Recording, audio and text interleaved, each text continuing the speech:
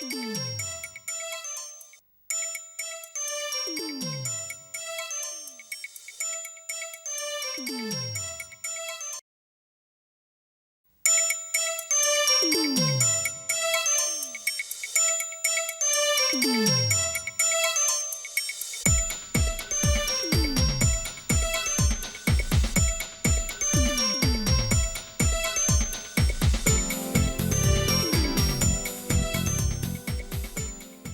Viv.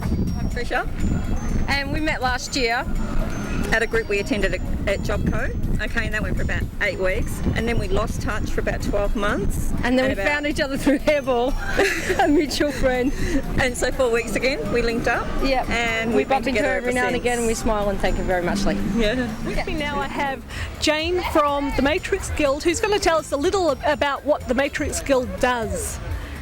Matrix Guild is very proud to say that we go back to 1992, so we're one of those community groups that have lasted a long time and we're still standing. We're for lesbians that are over 40 years of age, but we welcome any age group that's beneath 40, so younger lesbians are more than welcome. We used to have the Satin and Silk Ball, and that went on way back to the 1992 somewhere, 94 I think, and recently we've just diversified and we've turned it into the Masked Ball, but we've got other balls and dances happening through the year and every year coming up, so there's always lots of activities for socialising and meeting other older lesbians and lesbians in general. Can you tell us a little about some of the community services that you provide? Yes, with pleasure. We've been working on home-based services, which is a very ambitious project for a little community group like us, but basically it's for lesbians who want to stay in the home, and whether they're disabled or whether it's because they're older, they don't have to go into a nursing home. They could stay at home and they could have qualified lesbians to come and help them with services like counselling for bereavement or whatever, massage for arthritis, and some things for carpentry, for help maintenance around the house, and other services as well. The City of Port Phillip have given us money twice for this project, and it's for older lesbians who are qualified, and we facilitate it. So the older lesbian at home that really wants these services, then they ring us and we line up the qualified practitioner to go to their home. The Reichstein Foundation have funded us $20,000 to employ a researcher to gather information, case studies from GLBTI, so we'll really be putting a focus on lesbians because we started it up, but we're working in conjunction with Vintage Men because it gives us all more power if we all work together. So it's for GLBTIs, and the case studies are to prove that there's discrimination or homophobia against older lesbians or older GLBTIs in nursing homes, but also with home-based services. So, and there's never been anything done like this in Australia. It's really pioneering. And how can people contact Matrix Guild? You can ring me on 0438 411 441. So I'll just say it again, 0438 411 441.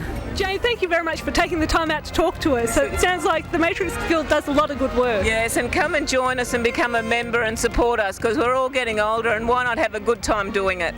Hi, I'm Chris. And I'm Dee. And how did we meet?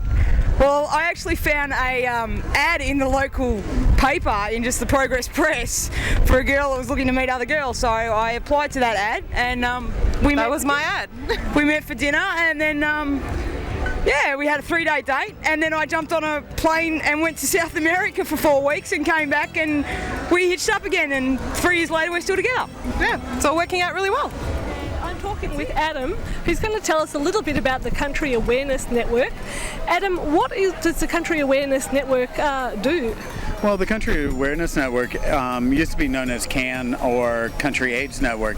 Last year we changed our name to Awareness because we deal with a lot of issues, support, information, advocacy around HIV/AIDS, but also Hep C and gay and lesbian issues.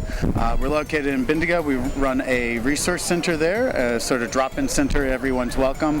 Can stop in, pick up the Melbourne gay papers, have a cuppa, see who's around.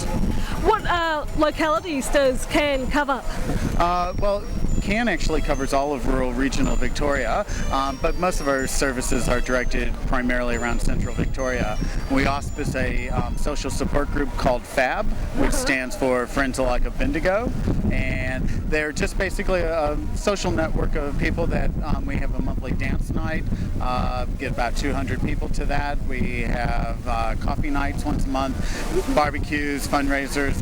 Basically, because unfortunately at the moment we don't have any gay bars in Bendigo, it's a chance for people to network and make friends. Yep. What other things does CAN get up to? Well, we go out to the general public. We go out to schools and we teach the young people about looking after themselves sexually. We teach them how to use condoms. And the schools let you go in and teach them? They do, and it's funny because the school nurses quite often have us do it because they can blame it on us. You know, they're sometimes tied with what they can and can't do, but well, we'll call the CAN people in and we'll blame them. That's where little Johnny got his condom from, you know. Can you tell us a bit about what the GLBTI community is like in the Bendigo region? Is it a very big community? Yes, well, it's growing and it's changed, just over the last 3 to 5 years. There's quite a bit that happens. Besides having CAN there as the primary sort of anchor, the FAB group, you have the Bendigo Queer Film Festival that happens once a year. It's just changing leaps and bounds. I moved there about 5 years ago, and it's surprising all of the activities and support networks available. In fact, the FAB group is planning on going in the Easter Parade this year for Bendigo, which is quite a big sort of public event. So it'll be interesting to see how the public deals with that. That sounds pretty fabulous. So how can people contact you?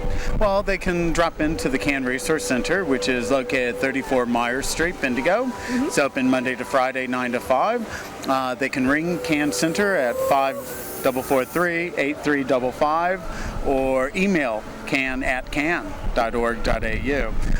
And we have all the networks and information about the various groups, including FAB and the Bendigo Queer Film Festival. Excellent. Adam, thank you very much for taking time out to talk with us. No worries. Thank you.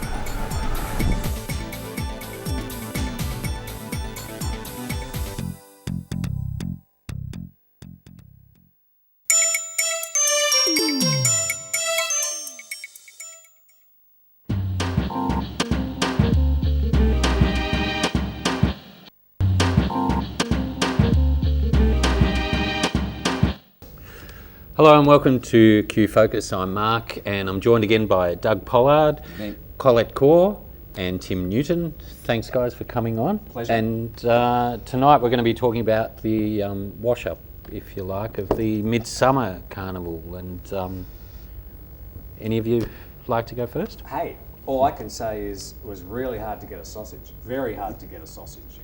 In fact, it was hard to get any food at all. There were queues up to, from some of the people we had writing to us on the Rainbow Report, we had people waiting up to 40, 50 minutes, even an hour, to get very basic food. And not only was the wait a long time, but it was extortionate prices.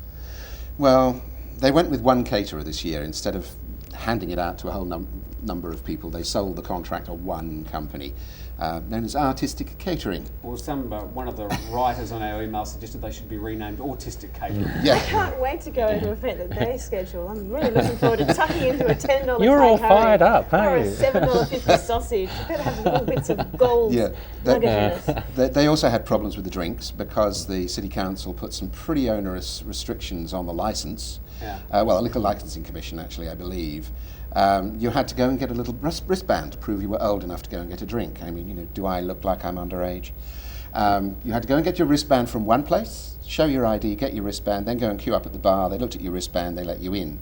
Then you had to queue for your drink, and then once you got to the counter, you could only buy 2 drinks.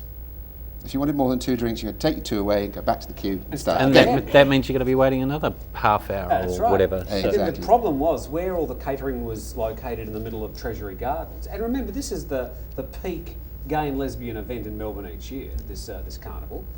Where they had the catering in the park, all the queues basically cut the park in half, and so people couldn't get over from like the commercial side of the Midsumma activities, the carnival festivities, into the other side where all the community groups were waiting with all their show bags and handouts, and the people just didn't go there. Well, it was also that the Midsumma tent, where you had to go to get your wristband, where you had to go to get your show bag, where you had to go to get your tea dance ticket, was absolutely bang on the centre crossroads, right in the middle of Treasury Gardens. And so there was queues there all day long, a big mob of people all picking each other up as well, all sort of gathered around there.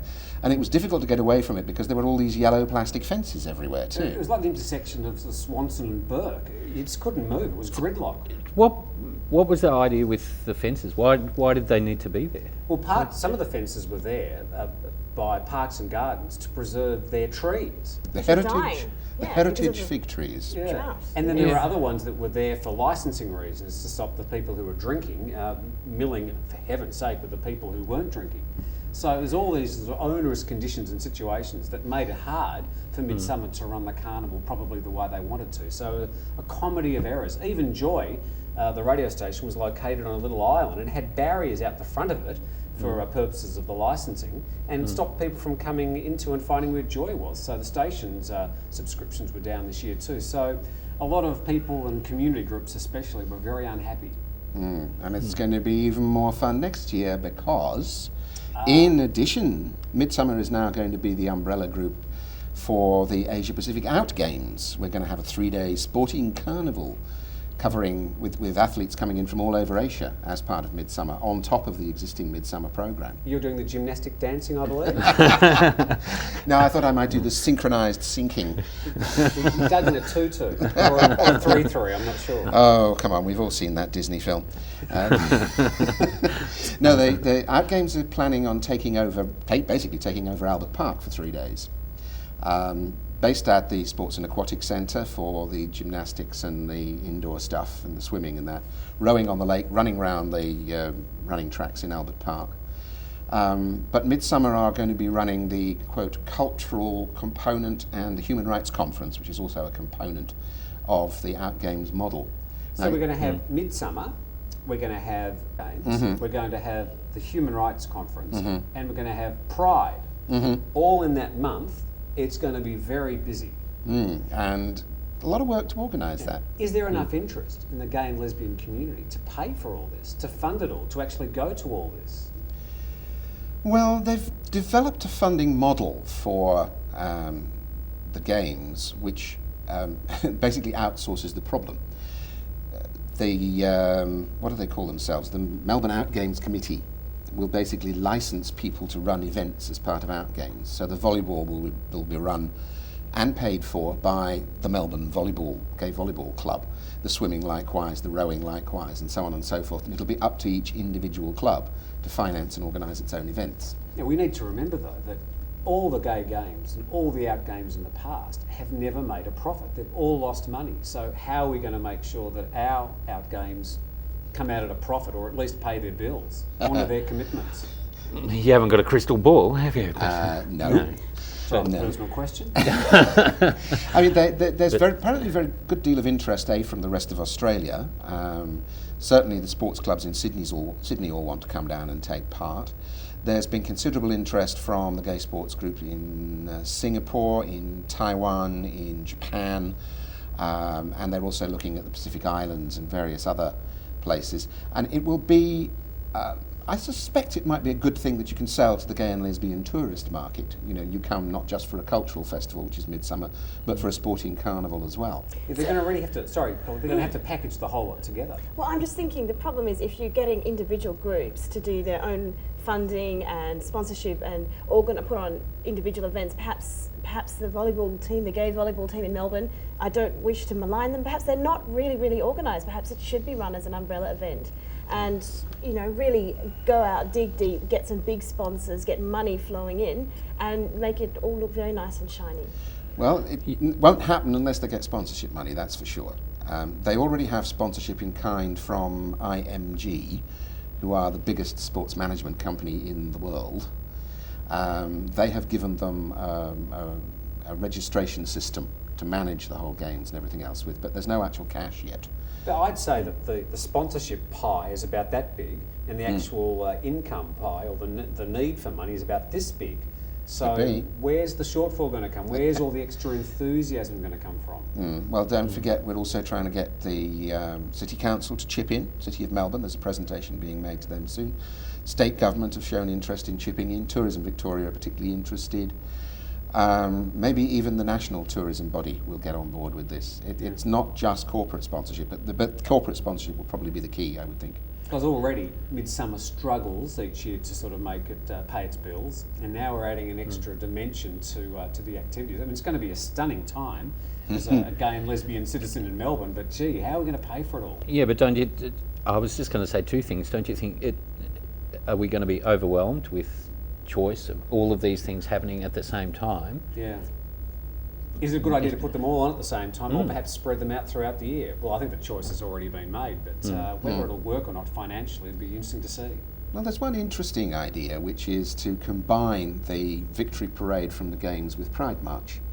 The idea being that you have the ceremony of handing out the medals in Albert Park just before the Pride March, and then they lead off the Pride March down to Catani Gardens. And be a great opportunity to finish by watching Doug march down Fitzroy Street in his or a 3-3? In his 3-3. A 3-3. Well, yes, I'm going to have to invest in some lycra for the event. Well, I think it's a really good way to get media interest in Pride, because if you have the out games, you have all these, or you have more media interest, because let's face it, athletes are attractive. They show a bit of flesh.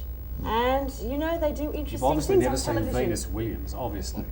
No, she's all right. The Serena's butt's got issues, but that's good. Nothing wrong with a bit of bootylicious, and I'm proud. Right. So. And there's nothing wrong with Amélie Mauresmo's shoulders. Who? Amélie Mauresmo. As long as she doesn't wear shoulder pads, she's a good woman. Go, Bigger than Amélie. Venus Williams' butt. No, she's got the flat butt. It's Anyway. Serena's butt. All right, yeah. anyway, we have to go, so we'll see you next time on Q Focus. Thanks, Doug, Collette and Tim. See you next time.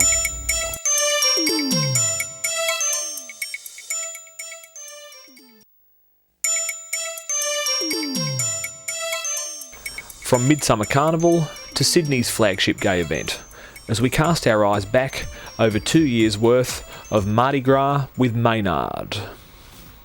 We're here for the 29th Sydney Gay and Lesbian Mardi Gras, and tonight the theme is I believe. I believe in love, I believe in equality, I believe we're going to have a damn good time, people.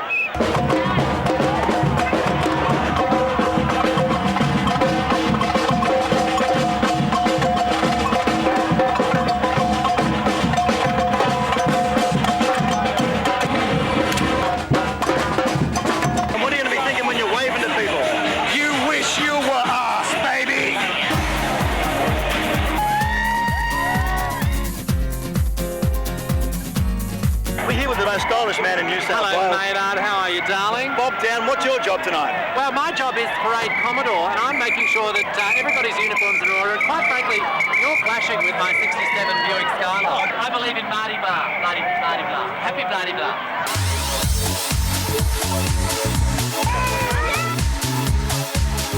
What do you believe in tonight? I believe in having a great time. We've come all the way from Perth. This is just excellent, man. This is a great atmosphere.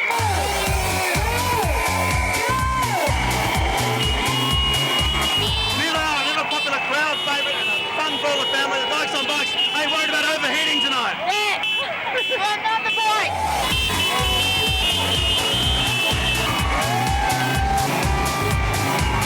Those of us who are thinking of joining, what do you need to be able to do to be a dyke on a bike? You have to have the hottest pussy in town. And I think there's something there for all of us. It's handy to dress like this if you get caught by a speed camera. They won't know who you are. Exactly, and you get some surprising offers too.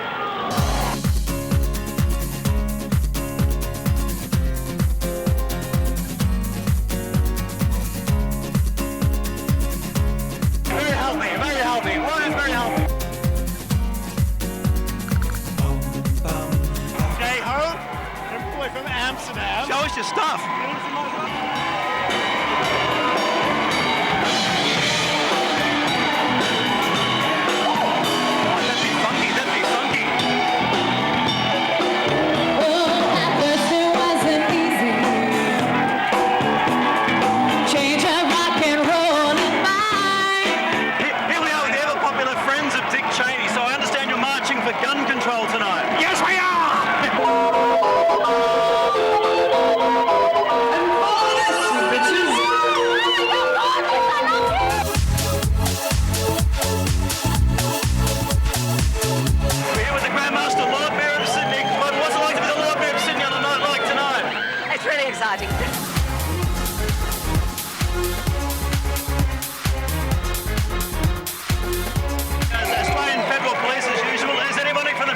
Planning a whole load of barley soon. Oh, I've got no comment on that. Looking stunning tonight. How long did it take to get your costume together? Half a day. What do you believe in tonight? I believe in the Mardi Gras. All love is equal. Molly, how many years have you done this in a row? Since the Boer War. Since around about the Boer War. And what's changed? Keep it walking. Yeah. And what's it like to be gay in 2006 compared to much earlier, during the Boer War, Molly? Much more freedom, don't you think? Yes. Far more outlandish, don't you think? But is it any easier to come out? No. Molly, I'm marching next to you. I'm actually marching faster than you are. Can we dance? Yeah, no, I think you should move on, Molly. And on a night where too much Brokeback Mountain isn't enough, we've got the Brokeback Mormons.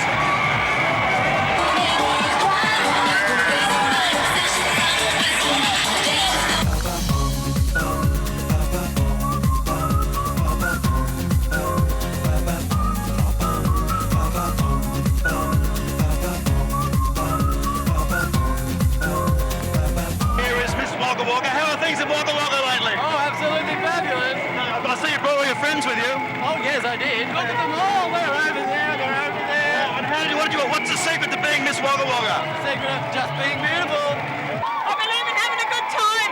You believe in wearing leather? I believe in wearing leather and lots of it. Come on, make a move. Is Newcastle a great gay city to be in? Yeah. That's the 29th Sydney Gay. Someone just goosed me. That's the 29th Sydney Gay and Lesbian Mardi Gras. 29 years ago, they were arresting them in these streets. Well, tonight, the only police making arrests will probably be the fashion police. Maynard, I'm one of the guilty. I'm going to go hide.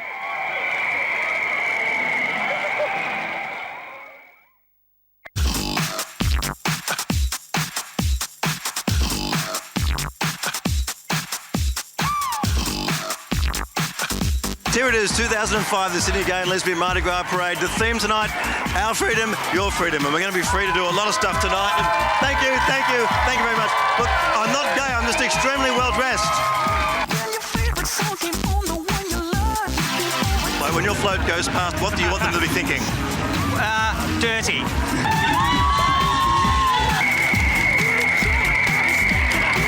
How long have you been waiting here today? Since 4 o'clock, so that's like 3 hours. Okay, and what are you expecting to see? Lots of fun stuff. Where are you from? From Holland. Wow, you come all the way from Holland for this? No. That's it. That's the start of the Sydney Gay and Lesbian Mardi Gras Parade 2005 with the ever popular Dykes on Bikes. Beep it up, girls. Beep it up.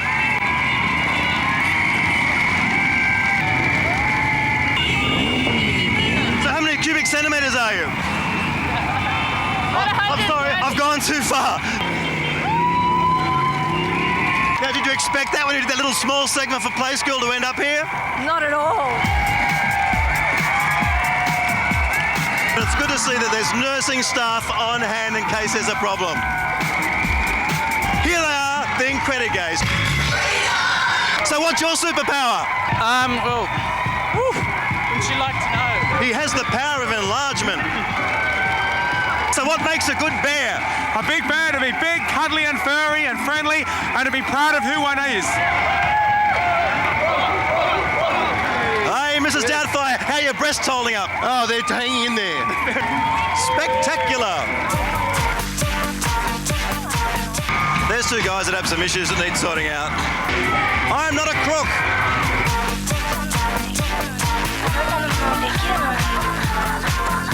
Is this the kind of thing anyone could make at home, this costume? Oh yeah, it's very easy. And tell me, what have you learned today, young man? I've learned that it's important to be who you are and not hide yourself from the community.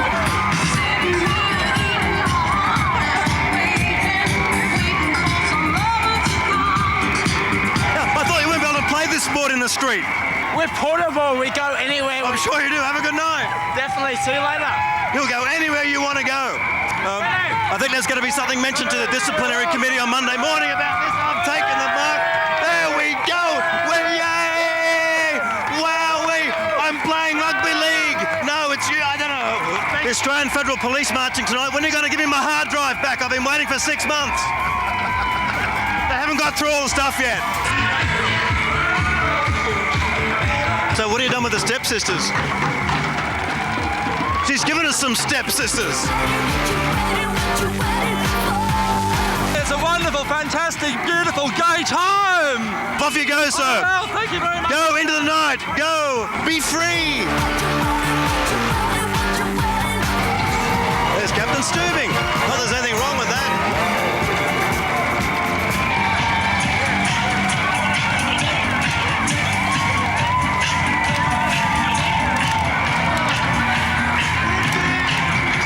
Well, folks, that's it. It's a wrap for the Sydney Gay and Lesbian Mardi Gras Parade 2005. My name's Maynard. We're having a good time. I'm going to go home and get into a fresh pair of clothes.